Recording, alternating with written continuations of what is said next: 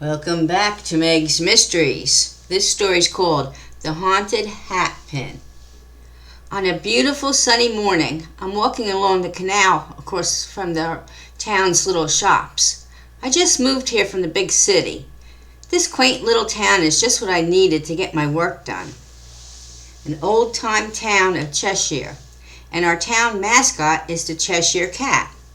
You remember his charming smile, don't you? His pictures and statues are everywhere. The wind picks up, and my favorite hat goes flying off my head.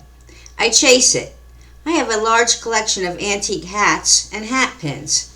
But this time I forgot my hat pin, and the wind picks the hat up like a kite, and it flies in the sky.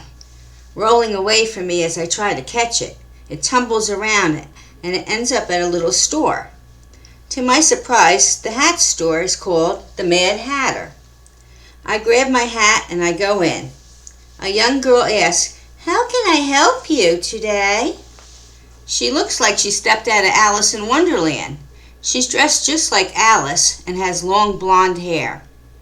I guess she and the store are taking it from the town's name of Cheshire. All things Wonderland are in the store, Cheshire cats everywhere. Hats of all kind, all old. I'm drawn to the display of antique hat pins. Beautiful, jeweled, silver and gold. Just what a lady of the Victorian era would use for her large hats. Not too many people wear hats these days, but I got my love and my collection from my grandmother. She left me all her old hats and hat pins, so now I collect more when I find them. This is just a place for me. But for now, I'm just looking for a hat pin. I don't want to lose my favorite hat again. I ask her to show me some. I say, "It's so windy out there today." Then an older woman comes out dressed like the Queen of Hearts. Boy, they take this act seriously. The whole town is like stepping into Wonderland. She says in a loud old English voice, "How can we serve you? I see you like antique hat pins. Here are some of my favorites. Choose one, or it'll choose you." Funny as it sounds, I was drawn to a silver pearl hat pin. I had to have it. Why this one, I can't say. "Oh, what a lovely choice. I'll wrap it for you." "No, I'll wear it," I said. "It goes well with my grandmother's hat. And the wind blew it off my head, and it landed here at your store. I never noticed your store before. I just moved here. I guess the hat knew what I needed." "Oh, what a lovely hat. You must take care. It's always so windy here." She gave me a mirror, and I put the hat and pinned it to my head. I got a tingling feeling. How odd. And then it vanished. I shook myself off and smiled at her.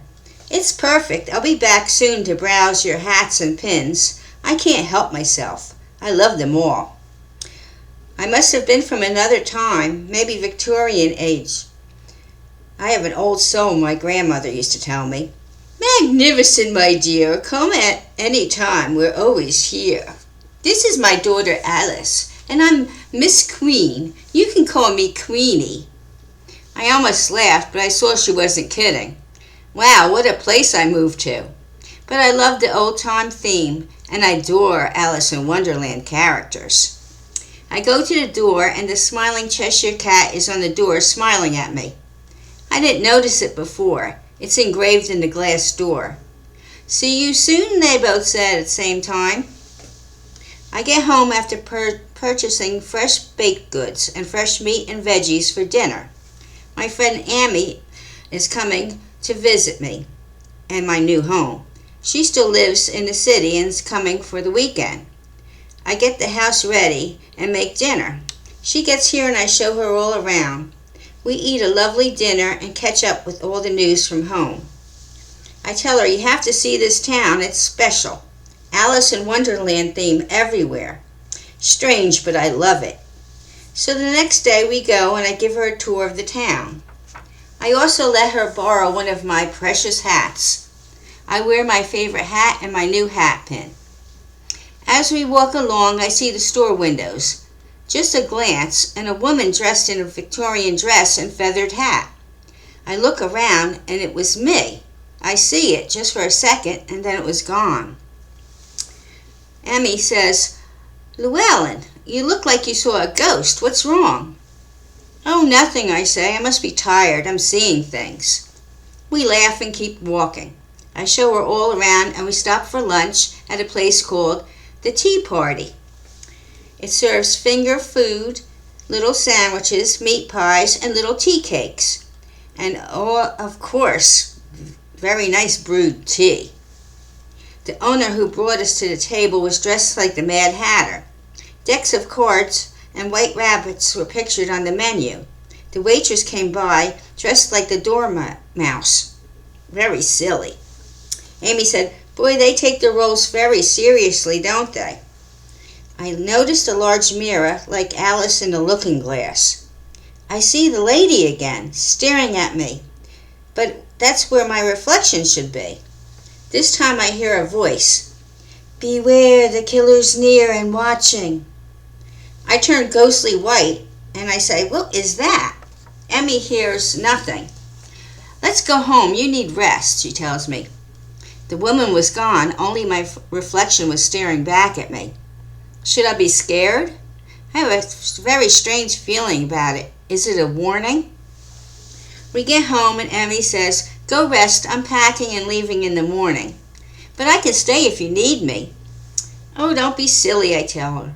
"I'll be all right. I'm just tired from the move and getting the house in order." The next day she's off. "I'll see you soon. Maybe you can come visit me next time. If you need me, just call." We kissed and hugged, and then she left. So I get to work. I work at home.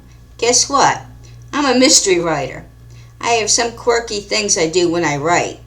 I wear my favorite hat and my new pen, a cup of tea, and my old manual typewriter, and I go to work. The new story comes to mind. A Victorian lady, Celeste Daniels, is walking down the canalway. It's getting dark. She's walking home from an 1893 play, A Woman of No Importance. Her rooming house is not too far from the theater, so she's safe to walk on her own. She walks this way all the time. She loves to catch the new plays when they come out. And she feels safe. She takes many walks along the canal at night. Then a dark figure follows her. She feels it and crosses the street where the shops are, near the hat store and the bakery. She passes the alley and walks faster and faster. Then someone grabs her into the dark alley between the hat store and the bakery. She is murdered. The next day, a worker is taking the garbage out from the bakery and sees a horrible sight. Her body, somebody attacked and murdered her, like the Ripper, signing the wall in blood. "I am back, Jack of Spades." A card of a Jack of Spades pinned to her hat, with the hat pin. I'm writing and writing. It's like a bad dream I can't wake up from. I must tell her story. I can hear her say, "They never caught my killer. He's still out there. Beware." So she chose me to tell her murder story? I take off my hat, put the pin in the box. I'm trembling now. I must find out about the hat pin, where it came from and who it belonged to. It must be haunted. Deep down I know the truth. So I go back to the hat store and ask where it came from. Queenie tells me, "I have paperwork on it. A woman from the Daniels estate sold it to us in a bunch of old dresses and hats." I think to myself, it must be Celeste's hat pin. It must be a connection somehow. Is she warning me that the killer is out there after all these years? From the 1800s? That's crazy, right? Well, I still have to finish her story, so I put the hat and the hat pin on to start to type. I see her clearly, but not the killer. So I get a bright idea. I'll go for a walk around the area she describes. The hat shop, the bakery are still the same buildings from that era. Maybe I can see the killer, but I don't know. He must be long dead by now. He can't still be walking the earth, can he, after all this time? I go walking by the canal. It gets dark. I hear a warning. Go home now. I start to run across the street. It's a dream, right? This can't be happening. I run near the shops. They're all closed. No one is around. I see myself in the shop window as I run. But it's not me, it's Celeste. A hand grabs me and pulls me into the alleyway between the hat store and the bakery. Then all goes black. My collection of hats and hat pins are now on display at the Mad Hatter hat shop. Queenie bought all my things. Now I don't need them anymore. Stop by and Queenie will give you a good deal. Why don't you bundle some antique hats and hat pins? There's a special hat pin waiting for you. Will you add to our story? Celeste and I are waiting for our murderers to be solved. Can you be the one, or will you join us? We'll be waiting for you. But beware, Jack of Spades just might still be lurking in the shadows. I hope you like this little story. Come back for more on Meg's Mysteries. Until next time, have a good evening.